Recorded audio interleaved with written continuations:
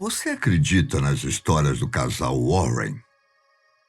Será que eles realmente passaram por sufocos envolvendo demônios? Você pode até achar que todo esse cenário é mentira, mas tem um elemento no meio de tudo que é temido há séculos. Lembra do filme Invocação do Mal 2 e a Freira? Nós somos apresentados a uma entidade que, em forma de freira, que quer trazer o mal ao mundo. Valak, o presidente e governador de 38 legiões de espíritos. Vamos recapitular rapidinho o que acontece. Enquanto o primeiro filme mostra os investigadores paranormais resolvendo o mistério na casa da família Perron, Invocação do Mal 2 mostra Valak pela primeira vez. Só que esse demônio volta a aparecer com grande destaque apenas no filme A Freira. E é aqui que a coisa começa a engrossar. Valak não é uma invenção exclusiva da franquia. Não.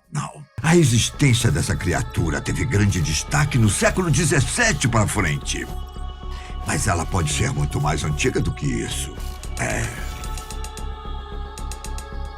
A entidade já deu as caras em vários grimórios da Idade Média, que basicamente são livros com listas de anjos, demônios, rituais, encantamentos e até mesmo feitiços.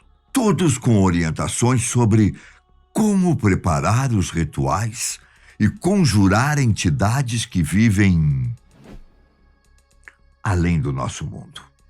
Ao invés de ser descrito como uma freira, a forma original de Valak seria uma criança.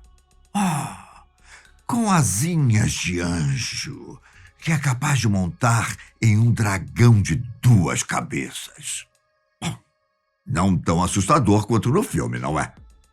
A entidade consegue fornecer respostas sobre tesouros escondidos e ainda pode mostrar à pessoa que a invocou a localização de serpentes. Um dos livros mais famosos que Valak aparece se chama A Chave Menor de Salomão, em que o demônio é descrito como o 62º de uma lista de 72 entidades malignas. O primeiro de todos é conhecido como Rei Baal, enquanto o último é chamado de Conde Andromalius. Belo nome. Eu posso falar mais sobre eles em outra ocasião. Se você quiser, aí você fala comigo que eu falo. Mas agora a questão é o Valak. Ele teria sido um dos demônios que o próprio rei Salomão, o mesmo da Bíblia, teria sido capaz de domar enquanto esteve vivo. Para quem conhece as histórias da Bíblia, essa informação pode parecer nova, mas você já vai entender o que aconteceu. O conhecimento desses detalhes só teria ganhado destaque no século II a.C., quando começou a se espalhar a ideia de que Salomão também tinha conhecimento de magia e astrologia. O rei teria tido contato e vencido batalhas com 72 entidades. E seu livro teria as informações necessárias de como aprisioná-las caso alguém entrasse em contato com uma. Bom, eu gostaria de dizer que isso tudo é 100% verdade. Mas, infelizmente, a real autoria do livro é motivo de debate entre os estudiosos. Há quem diga que Salomão nada teve a ver com a escrita, e o livro basicamente reúne textos escritos antes do século XVII. Por exemplo, Valak também aparece em um livro do século XVI sobre a ilusão dos demônios, feitiços e venenos. Ele foi escrito pelo demonologista Johann Weyer.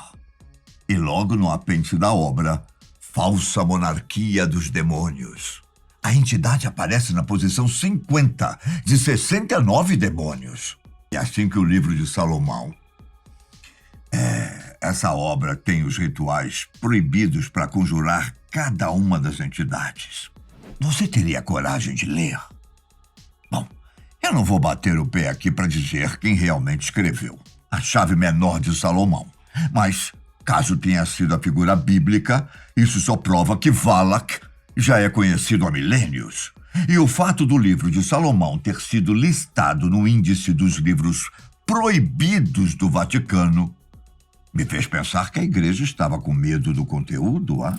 Por mais que A Chave Menor de Salomão tenha sido proibido por séculos, o Grimório ainda era encontrado em muitos padres católicos e se tornou estranhamente popular na Europa. Nesses manuscritos antigos, o comum é que Valak seja listado como um presidente.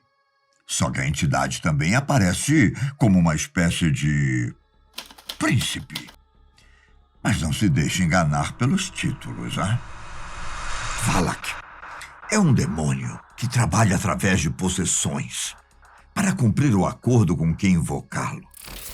No geral, ele pode ser chamado para fazer maldições, realizar vinganças e, como eu disse anteriormente, encontrar tesouros. Dizem que ele pode ser invocado quando uma pessoa precisa de um aumento no trabalho. Olha, eu sei o interesse de vocês. Para uma promoção em um cargo, também pode invocá-lo. Ou até para trazer sorte em negociações financeiras. Só não sei se podemos chamar exatamente de sorte. Ao ser chamado durante um ritual, Valak exige alguma coisa em troca. Só que o surpreendente é que ele não pede por sangue ou ofertas sexuais. Não. Ao que parece, o demônio prefere facas, alcaçuz, proclamações públicas em seu nome, moedas e até mesmo gin. Bom, pode até parecer fácil, hein? Mas quem avisa, amigo, é. Olha, eu tô avisando. Não se deixe cegar pelas possibilidades de um sucesso fácil. Tudo tem um preço nessa vida. Inclusive um acordo desse tipo. Aqueles que entendem mais do assunto dizem que é preciso ter uma mente forte, estável e segura de si para não ser controlado por Valak. Na verdade, não só por ele, mas por todas as outras entidades malignas. Agora, se mesmo depois desse alerta você ainda quiser invocá-lo, não vá esperando uma criança e muito menos uma freira. Hein? Valak é um demônio masculino e não tem o costume de se manifestar em uma forma feminina.